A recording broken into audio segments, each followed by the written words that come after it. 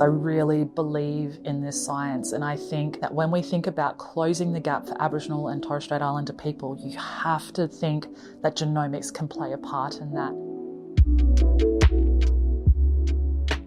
We're trying to build a biobank for Aboriginal and Torres Strait Islander people, essentially a library of Indigenous DNA samples. Understanding of what genomics and the power of genomics can do for our people, for our future generations, and close that gap. So National Centre for Indigenous Genomics, everyone here has similar passion in terms of they want to make a difference, they want to contribute to the society, and they want to make sure that nobody is left behind in the benefits of genomics research. Being an Indigenous woman whose family is in this collection, we treat everybody as if they're family, right? Genomics data is essentially the readout of individuals' DNA. You get one copy of your genome from your mum and one copy from your dad, and that makes you. As humans, we share 99% of our DNA with each other. So the interesting bit lies in the 1% variation between all of us. And sometimes that little variation is enough to give us clues about where to look for a certain disease, a unique trait, or how we adapt to certain environments. We're getting more and more targeted information that will then lead to better treatment options or be able to solve the problems a lot quicker. In genomics, there's a big push for everything to be open and accessible, for every scientist in the world to pretty much have access to genomes. And that's a real problem when it comes to Indigenous genomics, for ethical reasons as well as cultural reasons. We talk about the good things and the bad things and the ugly things that can come with genomic research. NCIG holds a collection of 7,000 historical blood samples that were collected between the 1960s and the 1990s. We don't really know too much about the consent process for those samples. We don't think that informed consent was given. Having samples away from country has real cultural significance and personal significance for people. So in our culture, it would be that's part of someone's spirit, that's part of their body, that still holds them there, and their connection, and not knowing it was here can be quite emotional. I would say that initially people will be shocked and upset to learn that these samples exist, and I think that's rightfully so. What NCIG are trying to do and what we are doing and why it was established was to go back to communities and let them know that we have this historical collection of samples, to talk to them and ask them what they want done with those samples. And it's a responsibility that weighs very heavy on my shoulders, but it's a responsibility that I take very seriously, whether that's to destroy a sample, repatriate it back to country, or to collect it and put it in the biobank. Whatever that decision is, I take it really personally. I guess the history behind research in communities hasn't been that great for Aboriginal and Torres Strait Islander people. Where it's been, I guess, a science of extraction, taking all the time and not returning or giving back. As individuals, as communities, it's very important for them to have a voice, have data sovereignty. We give them that space, we give them that time, and we give them that assurance that whatever it is you decide to do, we will respect that decision. Outreach is really different. It's one of the things that we're most proud of. It's probably one of the things we're best known for.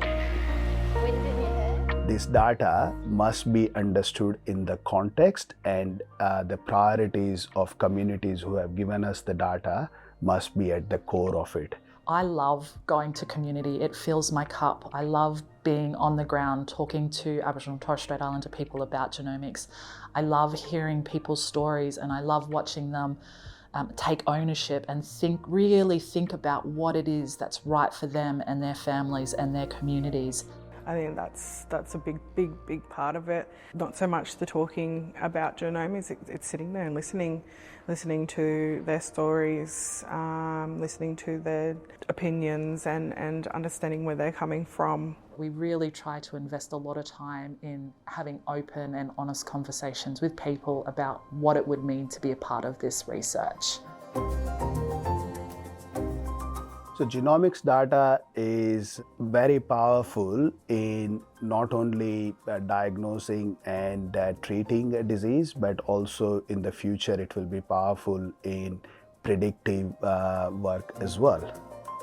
As an Aboriginal woman who's from Yarrabah, working in this space, I know that there are so many people within my community who are dying from preventable illnesses and diseases. There's higher rare disease, there's higher kidney disease, there's higher heart disease rates for Aboriginal and Torres Strait Islander people than there are for non-Indigenous people. People are really sick and tired of going to funerals for people who are dying from preventable illnesses and diseases. The hope is that we can be trusted to responsibly do Indigenous genomics to bring whatever benefits that the community wants from our research. The decisions around how we utilize this genomic data is definitely centered and very well into the hands of the people who have donated us this data for research. I think it's super important for the true owners of the data to make the decision about what it's actually used for.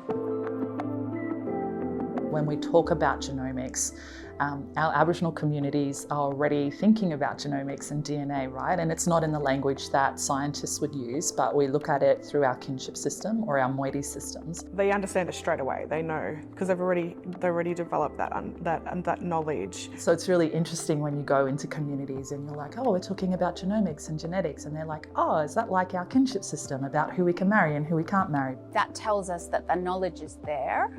There needs to be like a bringing together of those two understandings. We want Aboriginal people to be the decision makers and the knowledge holders, and that means also being the knowledge holder of our genomic information. So when people discovered that, okay, you can sort of get your genetic blueprint and you can sort of do data analysis on your own traits and you can sort of discover what makes you you. Bioinformatics is a branch of science where we combine biological data sets and computational methods and statistical methods to derive meaning out of the biological data sets. Basically design systems that use high performance computing to turn raw DNA data into results that can drive research and answer big biological questions.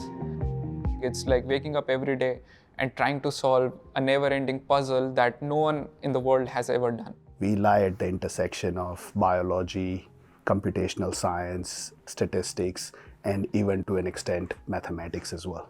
NCI is a very powerful resource that is integral to everything that we do. Today we are processing around 200 samples as we speak at NCI. Tomorrow we might have 500 samples or 1,000 samples. Typically we generate in excess of a terabyte of data from a single person. So what supercomputers allows us to do is process these large quantities of data. Technology is a major driver there. The physical technology has changed so much, and so the questions might be kind of the same, but we're able to answer them in a different way now. We're able to have really great conversations with people about genomics and what it would mean for our future for Indigenous people. I love this job. I love NCIG. I love the work that we're delivering on. I could never in my wildest dreams even imagine that if I code, I can sort of contribute to the Indigenous communities and their healthcare. The potential for this technology to answer questions that, I've always been interested in, medicine, cancer, evolution, is pretty powerful. We know that when we look at Indigenous science and we look at Indigenous genomics, that the benefits won't just be for us, it would be for all of Australia.